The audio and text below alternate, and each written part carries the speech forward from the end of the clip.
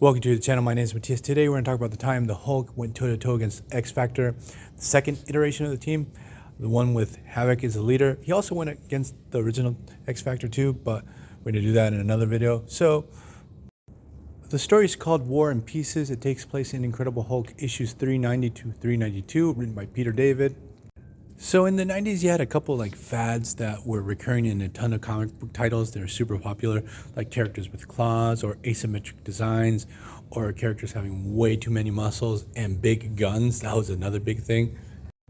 So it's pretty priceless to see Hulk running around with these big guns at the beginning of the story.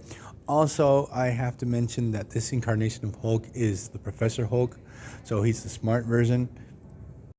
During this time, he was working with the Pantheon, and they're aiding a group of rebels to fight and topple this oppressive government. So they're battling one of these made-up countries in the Marvel Universe called Transable, and the leader is named Farnoq.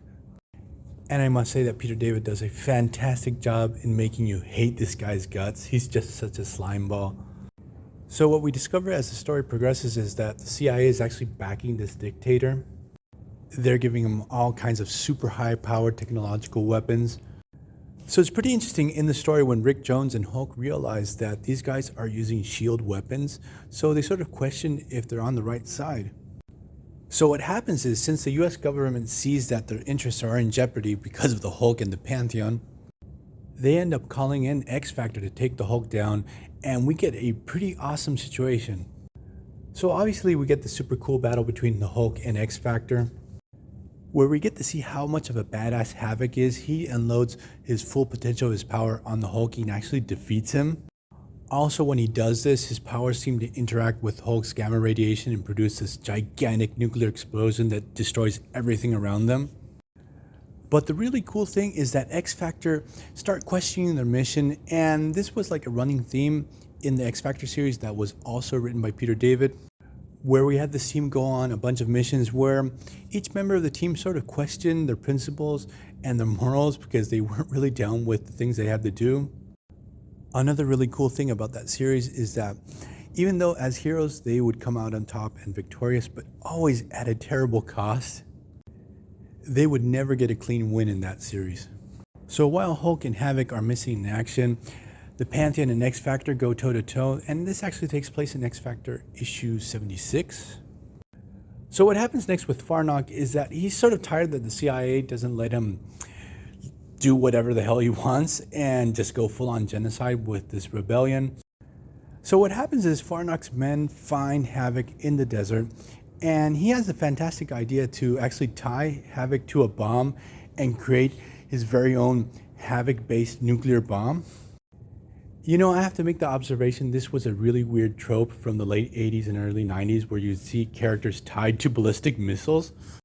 So now Farnoq has this ultimate weapon, and basically he tells the CIA to fuck themselves. He kills the liaison, and he later kidnaps Val Cooper and turns her into a sex slave. So what happens is X-Factor changes sides. They join the Pantheon in the fight against Farnoq's forces. And Farnoq has a contingency plan that if they try to liberate Havoc, he has two other ballistic missiles with a child and a mother tied to each. So we get this priceless moment where Hulk is able to rescue Havoc, the other two missiles take off, and Hulk makes the decision to rescue the kid, and he tells the kid in midair while he's rescuing him, "Look, I can't do anything. I had to choose you. Sorry, your mom's gonna die." So he lets the other missile fly away. He has no idea that Quicksilver and Polaris were able to rescue the mom. So the ending of the story is really interesting because what happens is we have our heroes confronting Farnoq, got X-Factor, Pantheon, Hulk. So Farnoq starts gloating that his people are willing to die for him when out of nowhere he's just shot in cold blood, and the guy that actually kills him is Rick Jones. And it's pretty funny because Rick Jones and the Pantheon is like, yeah, he had to die, sorry about that. So I'm going to leave this video here. I hope you guys liked it. See you guys next time. Bye.